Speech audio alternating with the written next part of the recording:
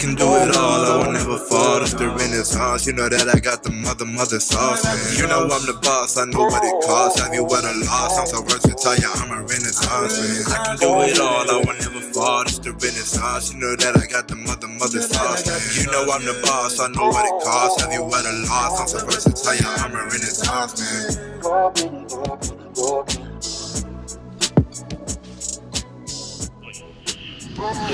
Any players that's here now, put your seatbelts on and get ready for the ride. Put your seatbelts on and get ready for the ride. Listen, there are going to be some challenges, but with challenges becomes opportunity, gets opportunity. But here's what I do know. We're the freaking New York Jets, so we're built for this shit. I couldn't wait. My bad. I cut that off a little too soon. Couldn't wait. Wanted to go ahead and jump on here and start talking about what we just witnessed as a fan base. Look, you're going to come on this show tonight. You're going to come hang out at the Hangar. And we're going to go ahead and talk about what we just saw on Sunday. And I get it. I do. Trust me, I get it. We did not win this game. But when I tell you that there are levels to this losing shit, there are levels to this losing shit. And what we saw on Sunday wasn't the New York Jets getting beat by the Pittsburgh Steelers. That's not what happened on Sunday. The New York Jets literally outplayed them in every facet of the game. What we saw on Sunday was the New York Jets losing to the Pittsburgh Steelers. And yes, there's a difference. We didn't get beat by them. We lost to them. We all know why. I'm gonna die on this hill. Xavier Gibson gave the Pittsburgh Steelers that game. But what about that boy, Justin Fields? Look. Coming into this season, a lot of us got an idea of the kind of coach Aaron Glenn could potentially be. We had an idea of the kind of roster that we have, right? We know that there's dogs on this roster. We know that we've got Pro Bowlers on this roster. We got all pros on this roster. On defense, on offense, we've got a guy who was third in the league in terms of overall scrimmage yards since he's come into the league, in Breece Hall. A guy in Garrett Wilson who's had 1,000-yard seasons every year. He's rocked the New York Jets uniform with some of the worst quarterback play imaginable. We know we've won 7 games when we've had no benefit of decent or even just average coaching. We've won 7 games in this league. 7 games. 7 games. And then, of course, 5 last year. But even still, with the disaster last year was in terms of firing our coach freaking for a couple of games in, having Ulbrich come down and change really nothing. He was just repeated or parroted the same stuff that Saleh would say. Nothing changed. And this team on pure talent alone still won 5 games. And then you add to the fact that they lost 5 other games by 1 possession or more. I'm sorry, by 1 possession. 5 other games. 3 of those were field goals. I sit here to tell you guys that what you just saw on Sunday should be, if you're a Jets fan, man, this should make you feel some type of way. Now, I'm not going to sit here and say that, oh, man, we're about to go ahead and beat those guys. We're about to beat them boys, whatever you want to call it. I'm not going to say we're going to go to the Super Bowl or playoffs here. I'm not doing any of that. What I am saying is, if you came into this season knowing that there is a culture that is just rotten to the core, which is what the Jets have experienced, what we have experienced as a fan base for years now, and there was going to be a possibility that Aaron Glenn was going to come into the building and slowly but surely kind of turn things around. And if you were expecting 6 to 7 wins on the season as he's implementing these changes, I think you are the demographic that's going to be most excited about what you saw on Sunday. Because what we saw on Sunday is that if Justin Fields has in fact taken the next step, that's 6 to 7 wins. You could be looking at 8 to 9, 8 to 10 wins. I think we went up against the toughest defensive line on our schedule in week 1. And our offensive line gave us a lot to be happy about. Our running game gave us a lot to be happy about. Our offensive coordinator gave us a lot to be happy about. But most importantly, Justin Fields gave us a lot to be happy about. If you're waking up today as a Jets fan and you're looking at every metric, The New York Jets apparently had the most efficient freaking offense on all of football in week 1. We had the second most accurate quarterback throwing the ball in all of football in week 1. We had the most dominant running game in all of football in week 1. Well, I guess if you say that because the Ravens fumbled in the running attack, so which is probably why they're not the most effective running game because of the fumble. We had none of that, no turnovers, at least offensively speaking. Like, we're seeing the New York Jets names being put in. So, like, I would have never thought I'd wake up and see the New York Jets in terms of effective play attempts being second. I think only to, I want to say it was the Eagles. Maybe that had the first overall in terms of EPA, but second to just the Eagles.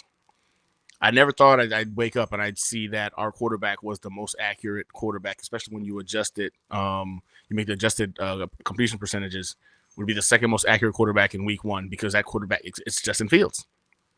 But, bruh, look, I'm excited.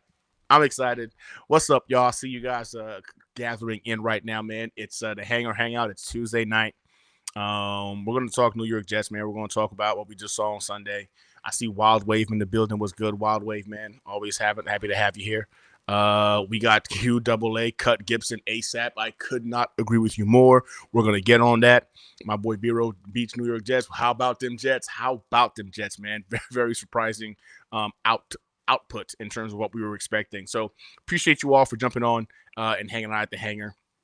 But yeah, man, ultimately, I think this Sunday is, again, I've heard all the things about the moral victories and, oh my God, we still lost. Yeah, we still lost that game. We did lose that game, and it sucked. We lost that game, and we all know why we lost that game. It wasn't because the Pittsburgh Steelers had an answer for our offense. It wasn't because the Pittsburgh Steelers, you know what I'm saying, really their offense was so great. Like, if you look at the touchdowns by Aaron Rodgers, he was throwing to wide open men, or we were missing tackles. The Jets in every facet of this game literally beat themselves. Like, I wasn't impressed watching Aaron Rodgers play on Sunday. And for anyone who's sitting here like, oh my God, you see, we should have kept Aaron Rodgers. I don't know what you were looking at. I saw a guy who couldn't move, who kept taking the check down, and took advantage of some broken coverages. Some miscommunication with Michael Carter. Brandon Stevens was definitely a joke out there, definitely potentially a liability. But I saw a guy who's a high IQ veteran, high IQ guy, probably one of the smartest guys on the field when he's out there, right? Take advantage of some mess ups, some slips. I think any veteran quarterback could have done that because the New York Jets kind of handed it to them. I don't think Aaron Rodgers was that impressive. I don't. I think Justin Fields was extremely impressive. You're talking about a guy making tight window throws, making adjustments at the line of scrimmage, taking deep shots for touchdowns, utilizing his athleticism. In every aspect of that game, Justin Fields outplayed Aaron Rodgers. Listen, Aaron Rodgers had 2 interceptions dropped in that game and a couple of drives extended due to some dumb penalties, again, because the Jets beat themselves. That allowed them to get this opportunity. It required their kicker, Boswell, to make a career record 60-yarder to beat the New York Jets in week 1. And this is the team that just accumulated 22 Pro Bowls worth of players, right? When you calculate freaking Aaron Rodgers, you calculate freaking Ramsey, right? A total of 22 Pro Bowls amongst them, right? Accumulated in the offseason, and they couldn't stop us. They could not stop the offense. Our defense making bonehead freaking mistakes allowed them to go ahead and take advantage of those mistakes. Our defensive line was getting into the backfield at will.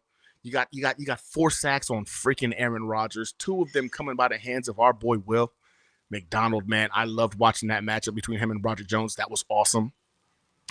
The linebackers didn't do great, but you saw Quincy doing some really good things, also getting a sack on Aaron Rodgers, doing some good things in coverage, being impactful on the run. Mind you, the New York Jets, who has been known as of late to be a team you could just run all over, 2.3 yards per carry? They didn't allow a single run to even come close to 10 yards? the defense had some goods. Sauce Gardner following freaking that's that big gorilla around, right? Throughout the game, and the only catch he got was the lucky one that he deflected, bounced off of freaking I think it was Cisco's hands, and then bounced off of Jonnu Smith, and then of course happened to land and freaking into his hands. Man, listen, I walked away from this game pissed at first, right? I was watching it at my brother's house. Of course, he's a Steelers fan. And during the game, I was excited because I was seeing things happen on offense that I haven't seen. Like, I don't know, man, since what? I think I got to go back to Ryan Fitzpatrick, you know what I'm saying, with Eric Decker. And it's been a while. 2015? It's been a minute. Scored 30-something points, man. The offense was fun to watch. I enjoyed that game from beginning to end. I was pissed off at some of the dumb things we were doing. The penalties were stupid. The fact that we were having these busted coverages in the secondary. But, man, Sauce Gardner being the force that he is, right? Locking down DK Metcalf. That was awesome. That was absolutely awesome to me. Seeing him get physical as well in the run game. Quinnen Williams, Will McDonald, Jermaine Johnson getting into the backfield at will, man. Our new additions in Harrison and freaking other dude from Cleveland being impactful and stopping the run. There's a lot to look at in that game and think to yourself, oh boy, okay, if these boys can clean up a couple of things, this should be a fun season. It should be a real fun season. I wanted to go ahead and bring up, you know what I'm saying, the All-22 so we can kind of go over it one by one. But nothing to myself right now, man. It's week one. I know y'all have all seen the All-22 stuff throughout all of the content creators. So I'm not going to just dump the same thing on you guys. I'm just going to go ahead and talk to y'all and share with y'all the hype I think you should have right now. Because if Justin Fields plays the way he played on Sunday, this team is going to win way more games than they lose. Like I believe that because I do believe the defense is going to figure it out, especially when you look at it and you see it was just a bunch of dumb mistakes on their part that allowed themselves to get taken advantage of. This defense isn't bad. It didn't play like the defense we're expecting. I don't know if we're going to put that in the realm of they're going to be an elite defense this year. I don't know if that's their story, right? You've changed up the scheme a little bit. Want to do a lot more man. I didn't see enough blitzing and for my liking throughout that game until later on. I wish we had done more of it. I think this defense is going to go back and look at this tape and realize, damn it, man, boom, that was me. And they're going to see where the mess ups and the mishaps happen. I think at the end of the day, you're going to have the liability on the other side of Sauce. I think Sauce Gardner, I mean, we've already known he was a stud. Seeing him follow freaking DK around was really, really exciting, especially for DK being a physical receiver the way he is, and Sauce was holding his own and just locking him down. Brandon Stevens, I think, is going to be a problem. I think he's going to be the easy target, right? When you're talking about I'm attacking this freaking secondary, where do I go? I think Michael Carter might not have his best game, but he's still a stud. I'm not going to go ahead and give up on one of the best slot corners in all of football because he had a bad game. There are too many things to like about what we saw on Sunday to just sit on the fact that the defense didn't play well when we know what this defense is capable of when they weren't coached up. We know what these boys can do when they didn't have coaching. I think you're going to see a lot of things tweaked, and we're going to see some more exciting football as the season progresses, as these guys are getting more comfortable. And I also think what we saw from the offense was just the beginning. I think that was just like the tip of the iceberg. I think we're going to see a lot more positives from this unit, specifically if Justin Fields is giving us 75% to 80% of what we saw on Sunday. Now, if this is the new Justin Fields, like this is his new normal, then I'm telling y'all, I'm gonna start saying dumb stuff like playoffs in a couple of weeks. If the Justin Fields we saw on Sunday continues this course by the end of this month, you're gonna hear me start saying dumb stuff like playoffs, baby, here we come. I just think they showed us enough for us to I've been hearing the whole thing about moral victories, and I get it, right? As Jets fans, we've found a lot of moral victories over the last several years, but we haven't seen nothing like this, man. Let's be honest with ourselves. We have not had somebody at the quarterback position that looked like that on Sunday. A dude that can not only get the ball where it needs to all across the field. Big arm, big bodied guy, but can move the way Justin Fields can. The athleticism on this dude is just next level. It's top tier. Top tier. This is a guy who had over 1,000 yards rushing in the season, and it looked like he was having fun. I don't know about y'all, man, but Justin Fields, he was having a good time. And I think when football players start having a good time and are getting their confidence up, that can do wonders to how a season turns out, right? And again, this is one of those things where Justin Fields, I don't think has had this level of support throughout his career. This is the first time in the 4 years he's been in the league now that he's had this level of support where the offense is being tailored to his strengths and his skill set.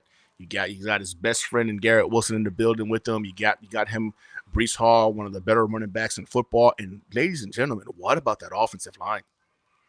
What about that gift of an offensive line we've given a talent like freaking Justin Fields? I think Justin Fields being an impressive component we saw on Sunday, I think the offensive line was probably a close second. Just watching those boys pretty much beat up on one of the better defensive lines in all of football. You're seeing Membu go one-on-one against Watt and pancaking his ass. Didn't think I was going to see that on Sunday. I thought you were going to see some help on Membu's side to go ahead and help him out and just contain TJ Watt. That dude was going toe-to-toe with them, and it was a thing of beauty. In case you weren't aware, our rookie right tackle was the number one ranked or rated freaking offensive lineman this week 1. And he did that going up against what I still believe is going to be one of the best defensive lines we faced this season. I don't know how y'all are feeling, man. I think that when you think about what you saw on Sunday, it's just too much positive for us to not take away, okay, what can be if they maintain this trajectory, if we can clean up what we saw in the secondary, because that was the weak link.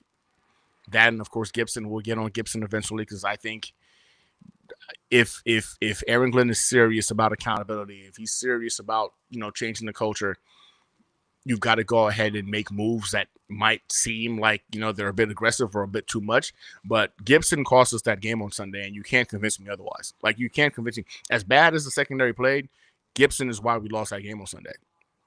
I'm sorry. I think you don't drop that ball. I think freaking we not only get run the clock, we get into field goal range if we don't score a touchdown, and we at least get the field goal. And I don't think the Steelers offense gets back on our side of the field. Mind you, they struggled in the second half. We were going back and forth early on. Second half, the defense came out. They started shutting things down, and we had a couple of 3 and outs, which gave us the opportunity, the advantage. That freaking fumble put them right there in freaking in red zone territory and allowed them to go ahead and get the easy score. And then we were playing from behind again, which is why we wound up losing by a goddamn field goal. Gibson is the reason why we lost that game. And I think Aaron Glenn has to make a statement when it comes to him, but I digress. See a couple more individuals popping in, man. What's up, Double A? Cut Gibson ASAP. I'm with you. I think definitively Gibson was the cause of the L that we had to take this Sunday. I think if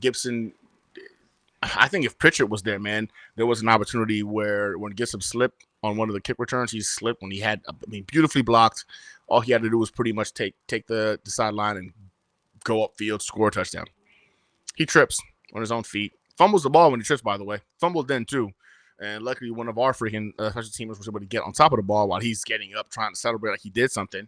But yeah, fumbled the ball then, too. And then, of course, the second fumble we didn't get because, well, Gibson sucks.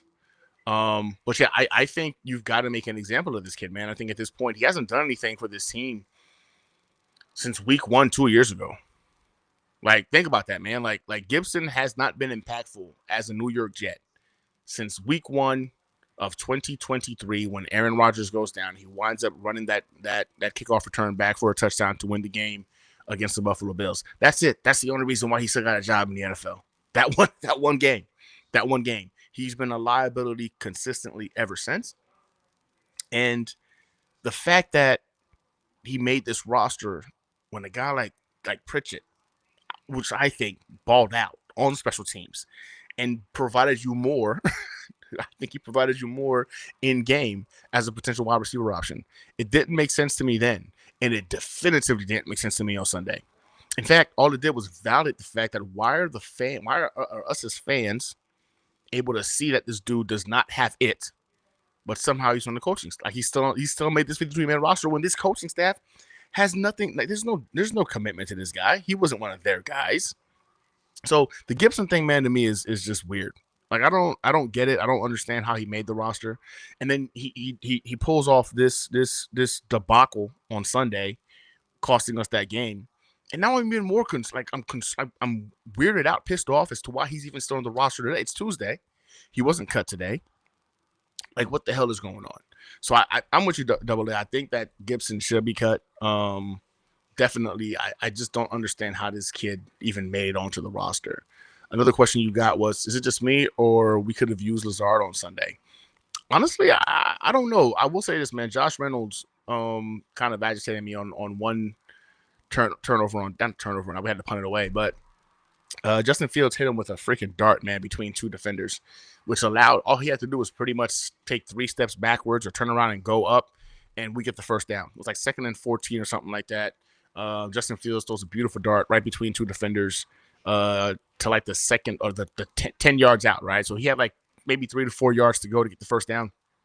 And he turns around and stops and then starts to run laterally. Like, what the hell are you doing? That in that moment, I was just like, I bet you Lazard would have got the first down on that one. It went through my mind that Lazard would have got the first down in that situation because he's just a smarter player, right? I mean, first he would have had to catch it. That would have been the first thing. But I think if he gets the ball up his hands, he would have been smarter with it and gotten the first down. But like, yeah, that was the only time I really thought about Lazard. But like, you look at Lazard, man, you want to bring him in because you think he's going to be a big help in the run game. The Jets didn't have any issue running the ball on Sunday. The run game was, my gosh, chef's kiss. It was easy. It came to them. They did what they wanted against that freaking Steelers defensive line, and they couldn't stop them. They ran the ball at a cyclic rate, and it was a thing of beauty. So Lazard, to me, would have been somebody you want. You could say that about if the run game was struggling because the wide receivers weren't holding up. You know what I'm saying? Like, so I don't think that in terms of that aspect, Lazard really would have made a difference. The one time that he came to my mind is when Josh Reynolds freaking caught the ball, needed those 3 yards, and he ran laterally by just taking the 3 steps forward to go ahead and get us the first down. That was the only frustrating part for me. Vero, what's good, man? You said I flew up for the game, and what you seen different than years past was coaches on the sideline coaching, and players were hyped and firing each other up. Players were hyping up the crowd. That's what's up, man. I wasn't there. You know what I'm saying? So I appreciate you sharing that with us. But I gotta say, I think the whole environment just felt different, right? I mean, you could tell adjustments were being made. Nobody was holding their heads down when things didn't quite go their way, although on offense that was very rarely. But like on defense, right? Like, you didn't see a lot of people holding their head down or woe is me. I didn't feel like there was no effort. Like, watching that game from beginning to end, I felt like everybody was giving effort, maximum effort. Win this game. You can tell they wanted to win this game. Unfortunately, we just had too many mishaps to overcome. And even with as many as we had on this in the secondary, we were still going to win that game until special teams, aka Gibson, decided to go ahead and give a gift to Aaron Rodgers, and the Steelers to go ahead and give him that win. I feel like Gibson, you know what I'm saying, is a plant that systematically from the inside gave these guys this game. I just look at the kickoff return where he tripped and falls down. I was like, that just looks awkward, like almost forced, in my opinion. It looked forced. I don't know. I just looked at it. I was like, I mean, that's just a weird way to fall. And then, of course, drop the ball and immediately go to get up to celebrate. That was kind of weird to me. And then, of course, you're running to the outside to get to the sideline, but you kept the ball on your inside arm. I mean, it's football 101. This is stuff we learned in Pee Wee. Like, when you want the sideline to protect the football, so you want to go away from where the defenders are coming from. Everyone knows you put the ball to the outside arm, away from the defenders, away from traffic. He kept it on the inside as he's approaching traffic and trying to cut up to me, it just seemed intentional components to his debacle. And I digress. I'm not trying to say like there's a conspiracy theory that he was trying to help the Jets. I'm just saying, to me, it's infuriating that it was these minuscule mistakes that cost us a pretty big game, because Jets are 1-0 right now, and you get to send, the Steelers 0-1, and that beating Rodgers, I think, validates Aaron Glenn a little bit in the decision to not bring him back. It makes Justin Fields feel better about freaking the Steelers, turn their back on although he did refuse their contract offer to come be a Jet. But, like sitting him last year when he obviously had more to prove. I look at all of these things, right? And I wonder what kind of a momentum shift could that have provided us if you got your head coach and your quarterback both feeling validated in the decisions that they made. I mean, these guys are grown-ups. They probably feel fine. They're good. I'm just saying, you never know the impact of a momentum shift that could have, right? That could have set us on a trajectory to win our first freaking 4 or 5 games. Now, I'm not saying we're going to win the first 4. I'm not saying we're going to lose the first 4 or 5 games. I'm just saying you'd never know how that kind of momentum shift can impact the team in a positive way. I think it was a missed opportunity. Compliments of Gibson. Yes, I'm going to stay on this. I'm going to die on this hill that Gibson cost us that game. And I hate that he's still on this roster. That's just how I feel. All right, we got Brian in the building. What's up, Brian? Lots of positions on the O-line. Membu, all-pro year coming. Go Jets. I feel that, man. I feel like Membu balled out so good last night. Sunday, you're looking at least at a Pro Bowl level right tackle. And I'm going to say something I think that's probably ridiculous. But I believe that we might see 2 Jets offensive linemen make the Pro Bowl this year from what we saw on freaking Sunday. That's just my belief. I'm getting this vibe that 2 of them will make the Pro Bowl. Going off of vibes right now. No reason, no rhyme or reason. Just from what I saw, and I know it's short-lived. I know it's only 1 game, but if these guys stay healthy and keep pushing at this rate, knock on wood, I think you're talking about Pro Bowl caliber freaking performances from 2 of our linemen, and I'm referring to both of the freaking tackles. Not to mind you, the interior did a great job as well. Especially freaking moving Tippmann out to the right guard. I think Tippmann did an incredible job holding his own against the likes of Cam Hayward, helping out with freaking Watt when need be. Like, I think there was a lot, again, with the short notice with the loss of AVT, to see the offensive line kind of gel like that and just not miss a beat. That was very, very I don't know, man. You should feel good about it because the offensive line and the defensive line did an incredible job this Sunday. And you hear all the time about winning in the trenches are going to be how you win games. And the Jets did that. They won the trenches. We won the time of possession. We were more effective with each play we got.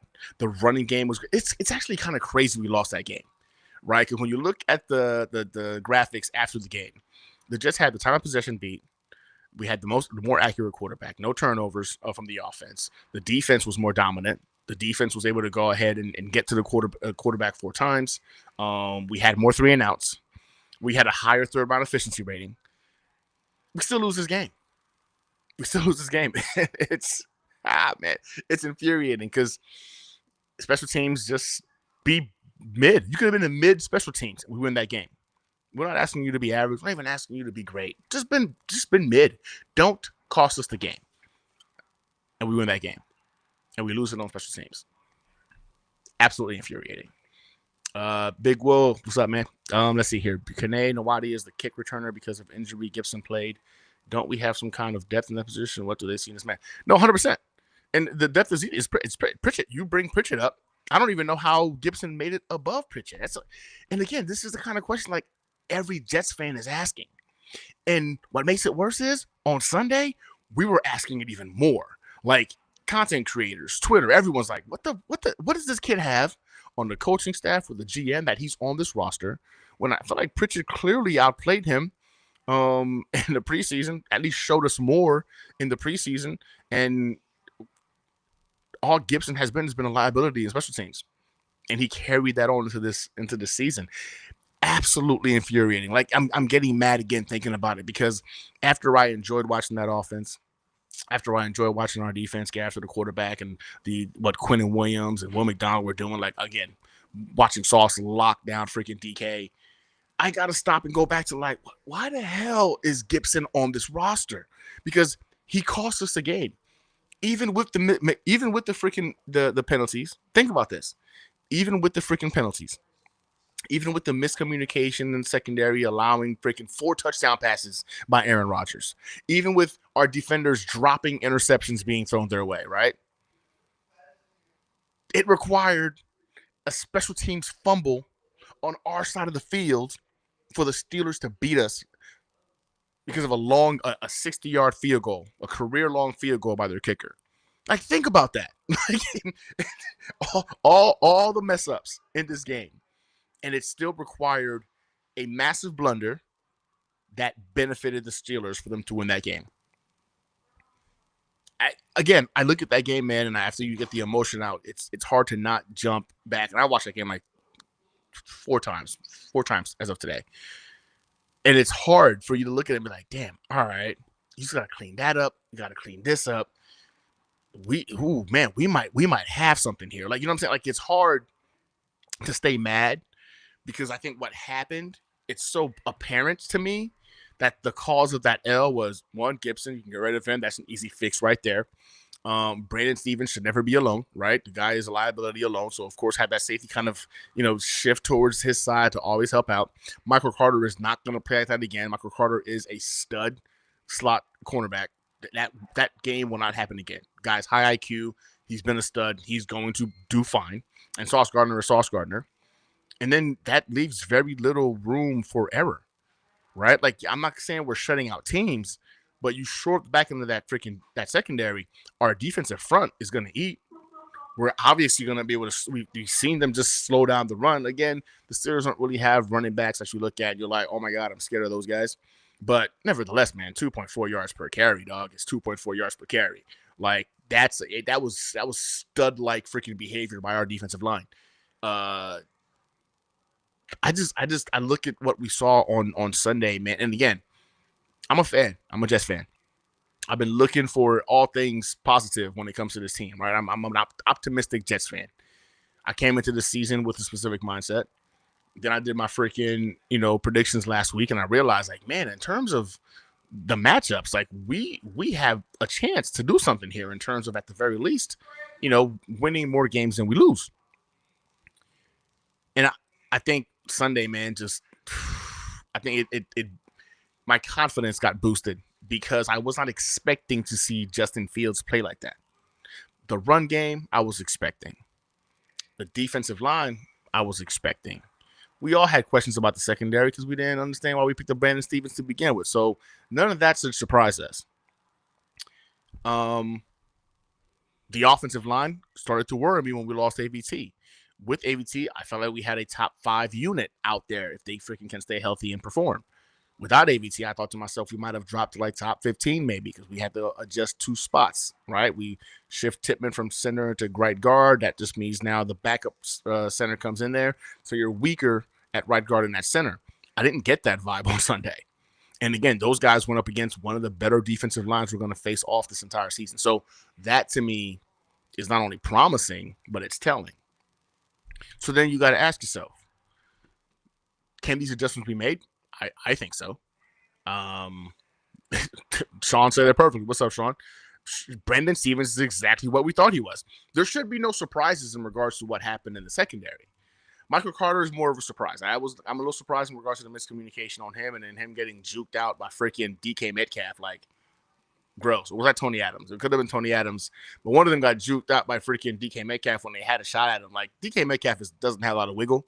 Like, you shouldn't be getting straight legged by DK Metcalf. That was embarrassing. And I want to say it was the Tony Adams or MC. Now I don't remember for sure, but it was one of those two. Either way, it shouldn't have happened. But I'll tell you this, Brandon Stevens didn't surprise me. Getting cooked. Yeah, we saw him that happened with the Ravens. And I think we all kind of, I don't know if y'all do this, but whenever we get a player from another team, one of the things that I look at is how do the fans of that team feel about losing this player, right? Like, if the fans are like, oh my God, thank God, then yeah, bro, we're cooked. And that was the feedback you were getting from Brandon Stevens. The Ravens fan base was just like, oh man, thank God, dude, this dude's been a liability. Like, there was a level of like just excitement that he was no longer on the roster to apparently mess things up. And this is coming from a defense that was a pretty good defense last year. They still were excited to go ahead and lose one of their key contributors who apparently didn't contribute well enough. And again, man, that's why I look at this and I'm like, there weren't many surprises. The biggest surprise was Justin Fields. Second to that would have been the offensive line, as well as they they performed. Defensive line, stud. Sauce Gardner, stud. Our linebackers played a little bit off. Not really they're better than that, but they played average ball at linebacker. Secondary, we were concerned about the safeties. We were concerned about Brendan Stevens. Congratulations. That's what happened. They showed us why we were concerned. Clean it up. Clean it up. And I've already said, man, I'm ready to see Isaiah Thomas. Like, I know that's probably crazy. The Brandon Stevens experiment, that was cute. Cool. We tried it. Bring out Isaiah Thomas. You drafted the kid. He's very, very talented. He's also a lengthy guy. You're looking at him to be cornerback 2, not cornerback 1, right? Put him out there. He can't possibly be worse than Brandon Stevens, right? We've already got tape on that dude. We know what that looks like. I think Aaron Glenn coming out, though, man, and defending Brandon Stevens made me feel some type of way, right?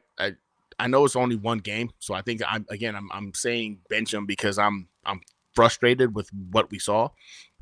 But coming out and defending him like, oh, he was sticky in coverage and blah blah. What are you talking about? Like, he got cooked all over the field. He gave up 2 touchdowns. It was like 80 something yards receiving. Like, he had a quarterback rating of 1 something when being targeted. A 70%. Like, he didn't do anything that looked sticky to me, except for get got. But again, some people I think might know something about the coaching staff that we don't, like the Gibsons, like the Stevens of the world, because to me they don't make any sense. It didn't make any sense when we brought Stevens in, but now I'm really starting to wonder. Appreciate you guys. I see y'all reminding me that it was DK Metcalf when I was talking about Sauce, and I got to catch up on some of these comments. Sean, what's good, brother? Man, nice to have you in the building. Gibson didn't help. Also, where was Arian Smith? Is he gonna be Corley this year? Super happy with the game. I wasn't super hype on the season, but I am now. Yeah, and that's fair. That's fair, right? I did wonder about Arian Smith. I think I did see him though take a couple of snaps. He didn't catch the ball or anything like that.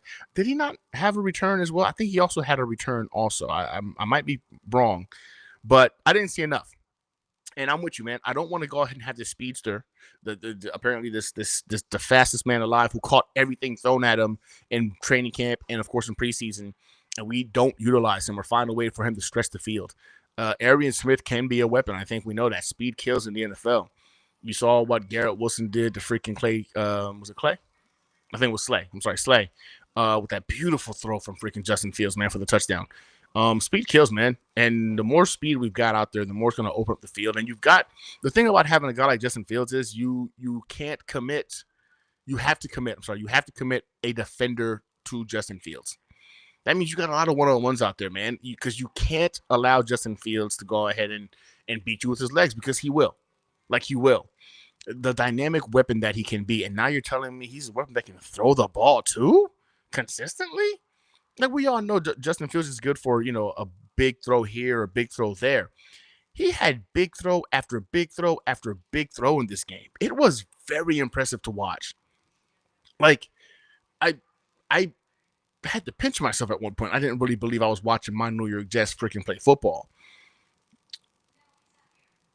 I think Arian Smith gets an opportunity to come out. I do. You're talking about the Buffalo Bills are next. After that we got Tampa, then Miami. Oh, my God. Miami, bruh. That was rough. I went back and watched that game after our game, too, because I'm always curious about the AFC East. So I watched the Colts versus Dolphins game, and then I watched the Raiders versus Patriots game. And I'm not going to lie to you, man. There's a very good chance that the New York Jets finish second in the AFC East. That might not be enough to get into the playoffs and whatnot, but it'd be nice to go ahead and be standing on top of the Patriots and, of course, the Dolphins. The Buffalo Bills are still the Buffalo Bills.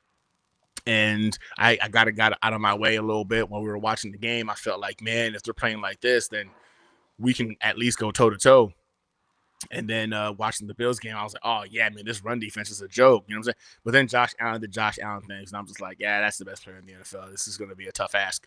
Can we do it? Of course. I think the Jets can actually compete with anybody now. You know what I'm saying? I'm hoping what we saw again on Sunday it wasn't like just a freaking like a hyperbole. It wasn't like a mirage. And that becomes more of the norm of who Justin Fields is. And even if he's not giving that giving that to us 100% of the time, giving that to us 80 to 85% of the time, or 80 to 85% of that production, I think is going to go a long way in seeing this team sneak by some teams this season. That was an incredible game, man. It was, and yes, it resulted in a loss, but we know why. Like if you watch the game, you know why we lost that game. You know we lost that game because the secondary had miscommunication problems.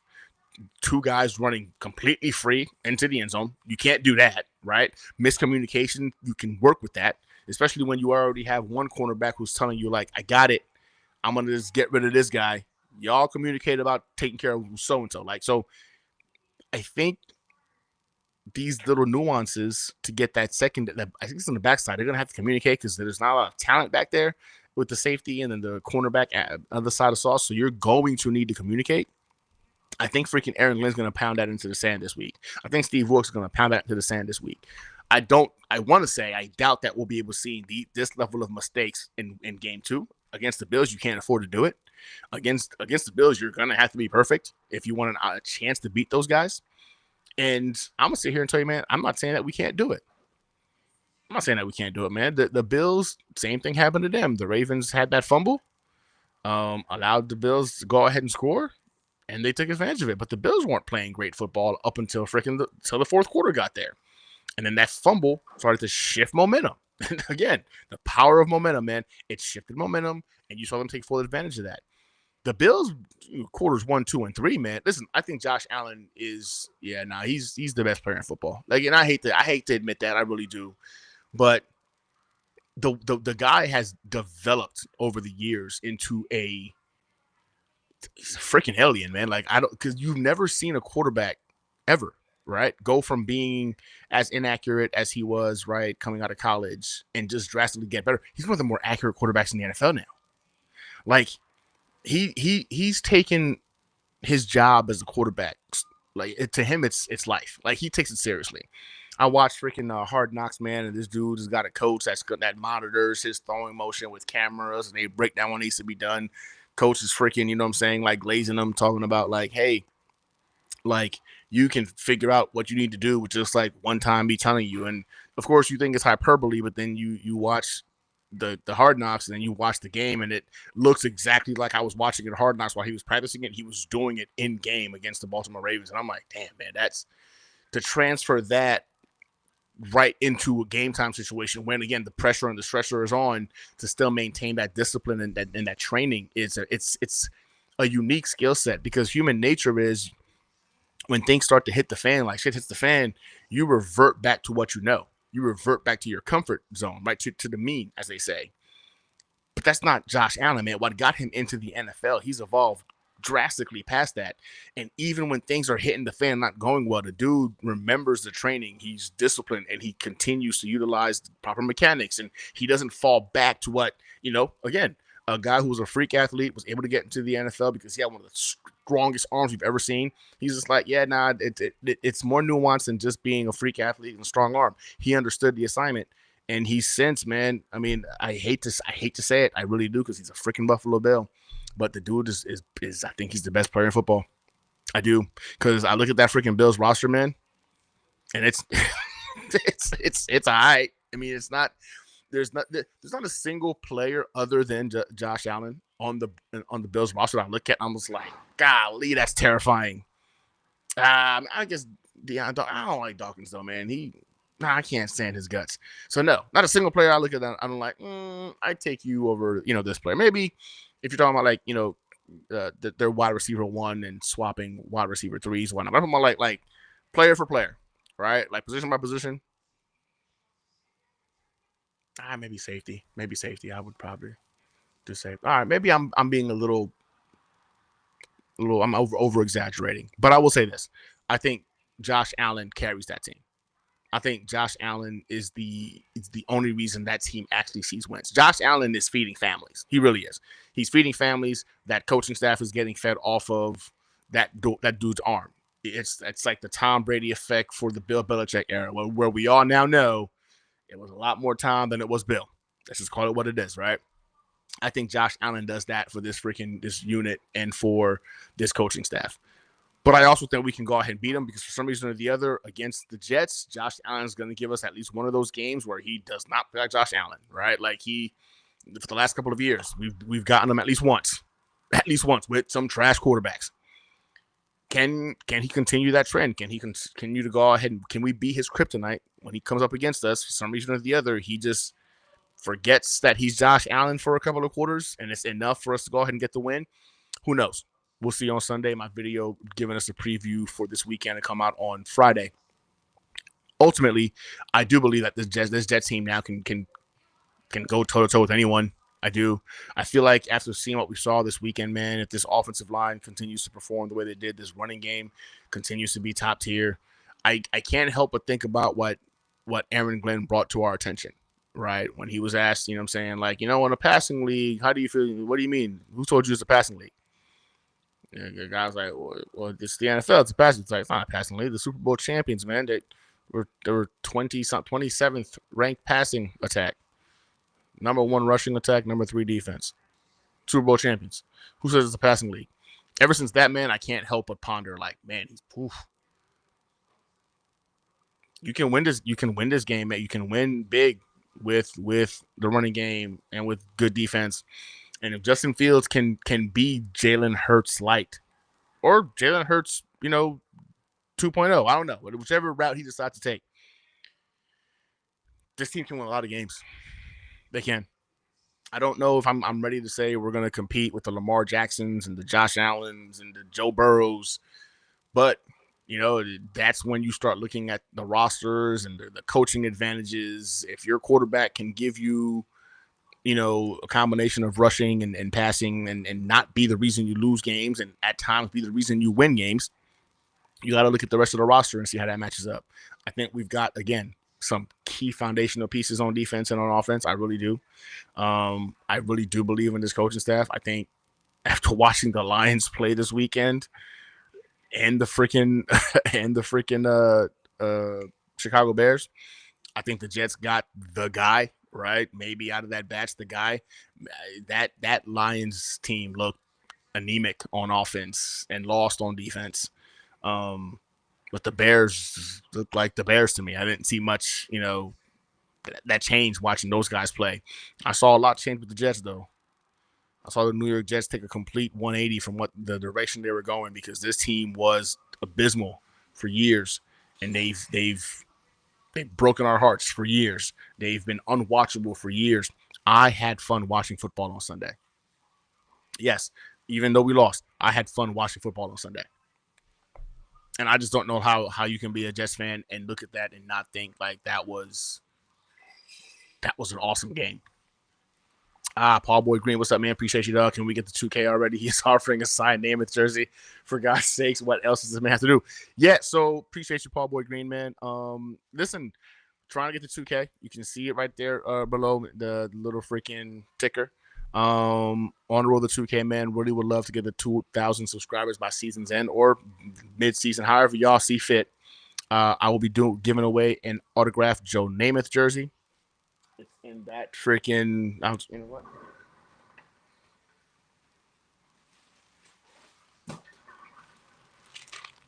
Will be an autographed Joe Namath jersey. I wonder if people think I'm making that up or something whenever I say it. Like, I've done a lot of giveaways, you know what I'm saying? Everybody's always gotten their stuff. But just so you know what I'm saying. So, boom. This is going to be given to one lucky winner of the first 2,000 subscribers of the New York Jets Situation Report. A way for me to say thank you for the support.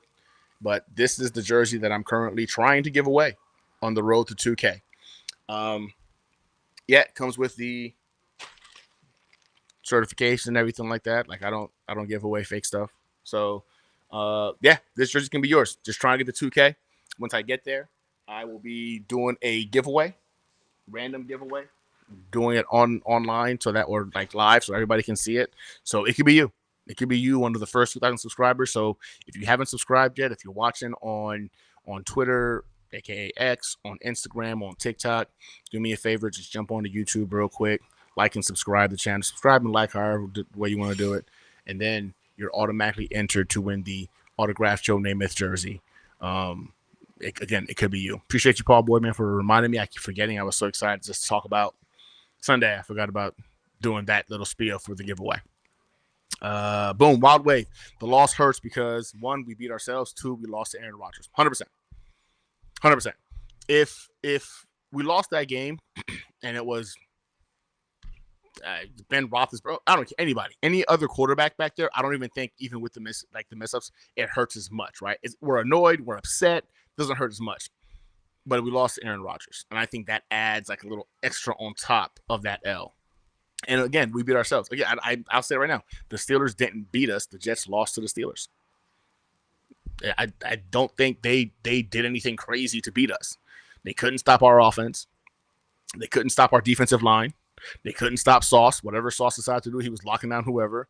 Took advantage of a couple of miscommunications in the secondary between fucking Brandon Stevens and Cisco and Michael Carter. That cost us the game. And, of course, Bum Gibson decided he wanted to fumble the ball on our side of the field in the kickoff. Big Will says, we forced Rodgers to beat us. We had 2 missed interceptions. Facts. If we would have gotten just one of them different, 100%. That's why everybody's like, oh, man, Rodgers freaking crushed. No, he didn't. A couple of checkdowns here and there. He took a couple of 10 to 15-yard shots down the field because of wide open dudes. He didn't do anything spectacular. Rodgers played listen, if that was the Rodgers playing spectacular, I hope the Steelers enjoyed it, because you're going to need teams to make that kind of level of mistakes for him to have this miraculous season. We dropped 2 interceptions. Several miscommunications in the secondary allowed wide open freaking passes being made, and he couldn't move. Was pressured constantly. Okay. Now, I still think that, we're one of the better freaking defensive lines that they're going to face, but they're in the AFC North. The AFC North. I think the Browns, I think the Ravens, I think the Bengals are going to have a lot to say about getting to Aaron Rodgers. And that offensive line is not good. Because it wasn't just that our guys were getting into the backfield, which I think they can do like consistently in the NFL. It just looked easy. It just looked too easy. And I think that's going to be a problem, right? If this offensive line can be easily pushed around like that for a guy who can't move around back there, I don't think it's going to work out too well for the Steelers, man. A lot of old guys on that offense now, man. A lot of old guys on that team. Seeing them kind of like cash out for a bunch of older veterans to try to make a push is surprising, because it's not the Steeler way, so to speak. But I think that's going to catch up with them sooner than later, man. A lot of old bodies, man, on defense and on offense. And Aaron Rodgers being the oldest guy in the NFL right now playing for them. Statue. Brian, we talking playoffs? Playoffs? I'm not saying we're not. I'm not there yet. I'm not there to go ahead and say, we're making the playoffs. I just think that this team on Sunday showed us enough to where if you're a Jets fan, and I get it, man, the moral victory thing is getting old. We've been doing that what seems like forever, and that's frustrating. But, man, this team showed us something they haven't showed us in quite some time, man, a dynamic weapon at quarterback. And an offensive coordinator, mind you. Let's not forget to give Tanner Engstman his flowers too, because the play design, the play calling, I thought was just immaculate. You saw a lot of guys running open too. It wasn't just the guys who were getting the ball. If you look at the all-22, you're gonna look and you're gonna be like, he could have gone anywhere he wanted to, because like guys were getting open on these play concepts. My God, man, I'm excited. I really am. We finally have an offensive play. Yeah, we do. We do have an offensive play caller, Sean. I feel you 100%. Tanner Engstman might have been the best freaking addition that Aaron Glenn made to this freaking coaching staff. Might have been the best, because this dude is creative. He utilizes motion well. He's making it easy for Justin Fields to see where he wants to go. The offense is tailored to Justin Fields. Again, Justin Fields looked like he was Jalen Hurts 2.0. Let's just be honest. He looked like Jalen Hurts 2.0, Lamar Jackson, you know what I'm saying? Like, he gave us that vibe in that game. The throws he was making, use of his legs, those are what you see those guys do on Sundays. Lamar Jackson and the Jalen Hurts and the Josh Allens, right? Again, I'm not saying he's those guys. Those guys have been doing it for a long time at a high clip. I'm just saying on Sunday, for a moment, we got to feel what Bills fans feel, what Ravens fans feel, what Eagles fans feel, knowing you've got that dude behind center that can make those kind of plays. It was a great experience. I enjoyed watching it, and I'm hoping it's the norm and it wasn't an outlier. That's all I'm hoping for. That it's the norm, not an outlier.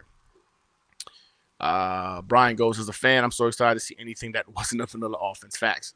I concur. I feel like there's been a lot of since Rex Ryan, man, it's been a lot of vanilla everything with this team. Seeing an offense that just made sense, man. Like it just made sense. And it worked. I don't know, man. It was exciting to go ahead and watch it, to see it. And I'm hoping there's more of this to come. Big Will goes, we could be 4-2 in the division. Zach has beaten Buffalo. Miami sucks. Pat maybe do something, sweep Miami and split with Buffalo Pats. 100%. No, like literally that. So that game on Sunday, I went from feeling like we can go 2-4, 3-3 in the division to really, I look at the Buffalo Bills and I'm like, can Josh Allen give us one of his signature Josh Allen games against the Jets? Because if he does that, that's a dub. That's a dub.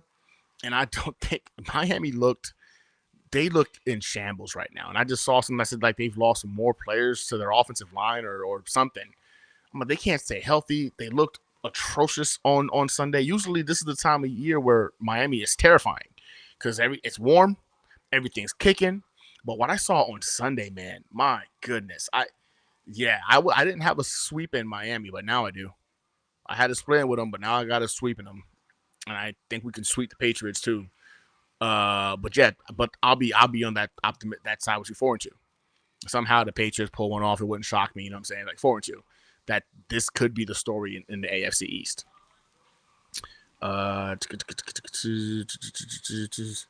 Sean, appreciate the shout out to Infrared Jets. What's up, fam? Thanks for the heads up on the Gunny Show, man. Appreciate you, Infrared, for bringing in more fellow like-minded Jets fans to go ahead and talk football, man. I appreciate the love.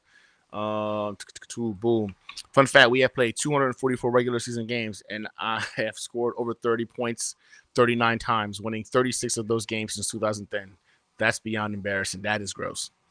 That is actually very gross. All right.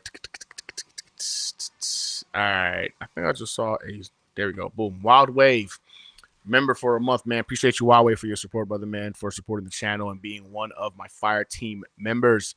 Could we talk about the double standards between Ben Johnson and Glenn?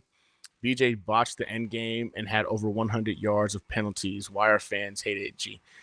That's a very valid point, right? So I was watching that Ben Johnson game, man, and Ben Johnson, they looked atrocious.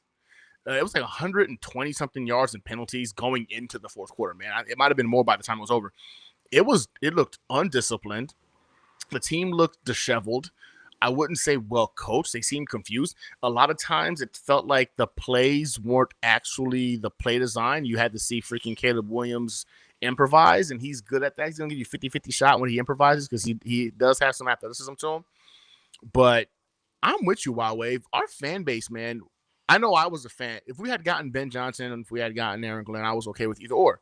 My number one choice was Mike Vrabel. I'd be the first to admit I wanted Mike Vrabel first, right? Or give me Ben Johnson or AG. Those where I was at. So Mike Vrabel and then or between those two guys. But ultimately, we get AG, and in my head, I'm like, man, you know what? AG makes so much more sense because he has been experiencing these L's with us, it feels like, right? The way he talked about wanting to come back here, the way he talked about what this team means to him, it felt like he's been going through it with us since he's been drafted, since he's left. He's been going through it with us, all to bring him back to this point to be able to turn things around. I just felt like it was kismet, and I love the hiring even more just because. But also, he's coming from some trees you gotta love, man. That Bill Parcells tree, that Dan Campbell tree. The guy has been around the block. He was a scout. There's so much about football. There's so much football knowledge running through his head. And he also played the game at a high level. He was a first round. Like, there's just so much to look at. You think to yourself, it'd be hard for this man to fail. Like, really, it'd be hard for him to fail. And now, in hindsight, I'm looking at this after watching that game last night with the Bears, and I'm like, ooh. I was watching it in training camp because I was watching snippets of like training camp stuff, content creators for the Chicago Bears. Because I want to hate on Ben Johnson, so I want to make sure I'm doing so thoroughly and I'm getting at least my knowledge base on how bad they can be or are going to be. And it didn't look good in training camp either. And the dude just seems frustrated all the time. Like it almost looks like, if I'm being honest, man, for Ben Johnson, that this might be a little bit too big for him, right? Like, I was watching it last night, man, and like the whole time, like, they needed time on the clock, right? Why did you try to kick the ball outside of the backfield when you could have kicked it out of bounds? Just like to make sure you have more time on the other side of the 2 point. You know what I'm saying? The 2 point or the 2 minute clock. You needed more time. Why are you trying to kick the ball outside of the backfield? You only have the one timeout when you could have kicked it out of bounds. You know what I'm saying? And then avoided losing valuable seconds. I don't know, man. It just seems like the moment's too big for him. But no, I'm with you, man. A lot of hate for AG, and Ben Johnson looked like ass. Mike Vrabel didn't look much better either in his opening game. You got to tell me, between Vrabel, Ben Johnson, and AG had the better season opener. We all lost, but of all the coaches, I think he had the better one. You saw more of a tragic or a drastic improvement on that team based off of him being the coach, vice the other coaches, if that makes any sense. But yeah, Wave, good question, man. I don't know. I wish, like, you know what I'm saying, like, we would give this man a legitimate chance. But I think a lot of Jets fans are just so freaking scorned or just beat down, man, from just the years and years of hoping, and it's just not worked out, that they won't start believing or having hope till they actually see it. Like, they can't muster up, you know what I'm saying, belief. They need to visually see it for them to go ahead and get to that point. Infrared, brother at Gunny is official Gizmo, won a Will McDonald autograph mini helmet last year. He loves that damn helmet. Yeah, man. Yeah, I wouldn't offer something I didn't have. Like, I've heard stories about Jets fans, but like our fellow fans getting taken advantage of by some individuals doing like giveaways and stuff, and that just like agitates my soul, like, to my core. Couldn't be me. One, I value my name too much, man. As a man, I'm just not built to be that kind of a person. And two, you're doing it to your fellow fan, like fan mates. Like, we're all rooting for the same team. I've been fortunate and blessed to be able to get me a whole bunch of cool memorabilia over the years. So just the ability to go ahead and share that with fellow fans, man, it's something you should enjoy doing if you have the ability to, as a content creator or one of the guys that does the tailgates and stuff like that. You know what I'm saying? Like, I just feel like it's an opportunity to kind of give back, because this organization, the fans they're the best fans in all of sports. And these opportunities to engage with the fans, man, and just chop it up, it's second to none. It's second to none. Infrared asks, when is the last time we had 1 or 2 penalties the first half? We had 7 total penalties for 76 yards. I'll wait. Yeah. Now, like, a lot of people keep talking about like how bad it was, but really it wasn't. Like, and again, I'm not making excuses. It was still 76 yards.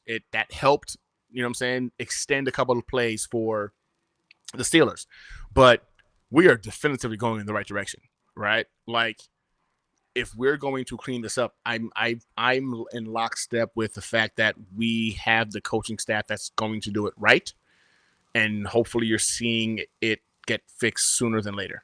If that makes any sense. And again, it's just week one. It's week one. Lots of football left to go.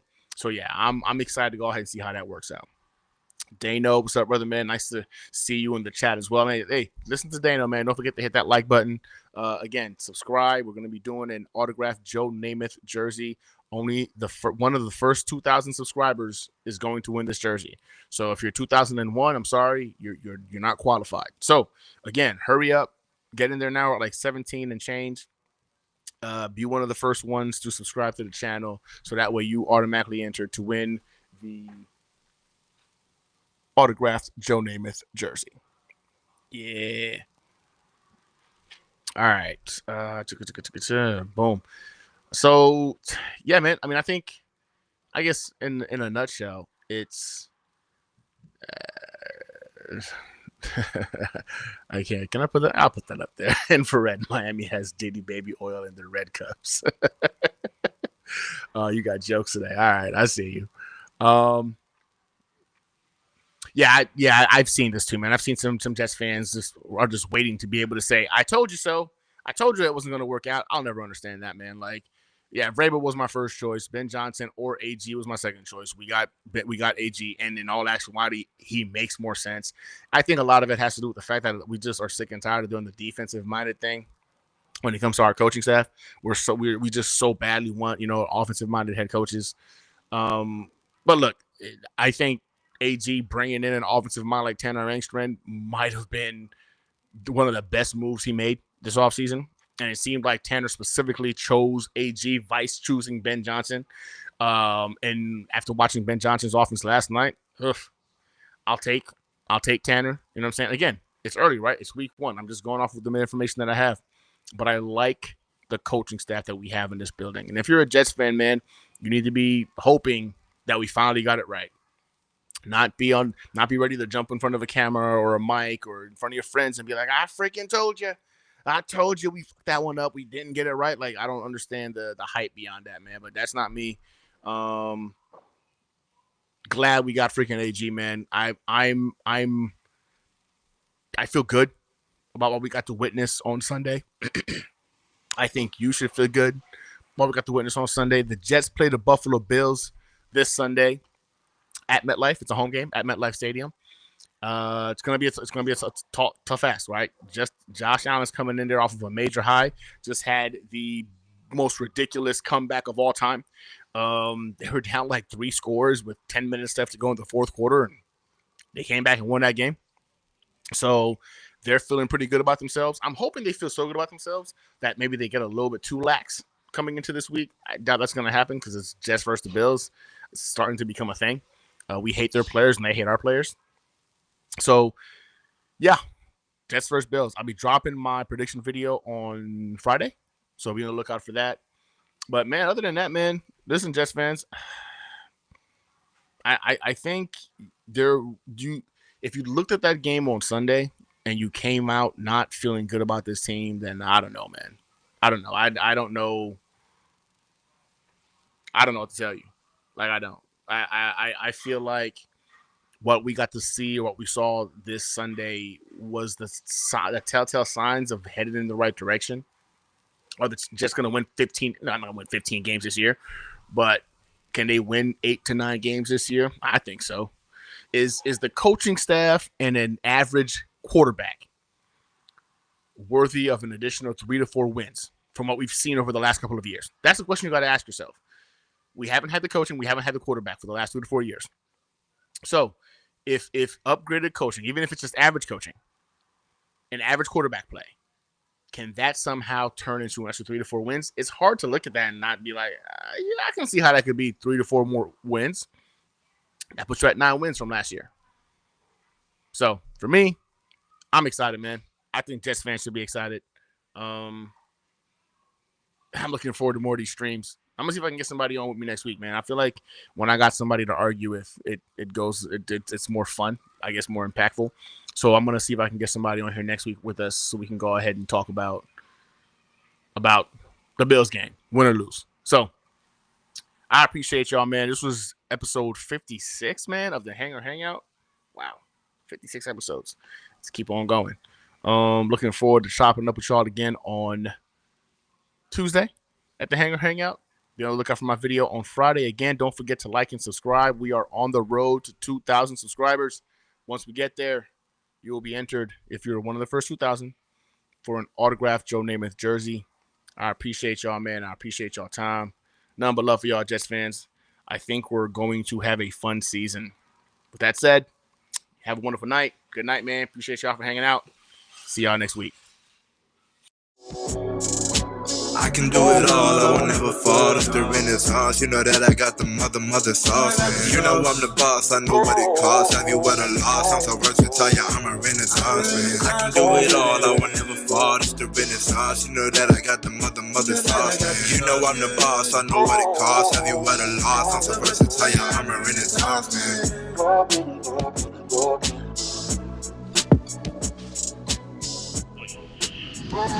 Any players that's here now, put your seatbelts on and get ready for the ride. Put your seatbelts on and get ready for the ride. Listen, there are going to be some challenges, but with challenges gets opportunity. But here's what I do know. We're the freaking New York Jets, so we're built for this shit.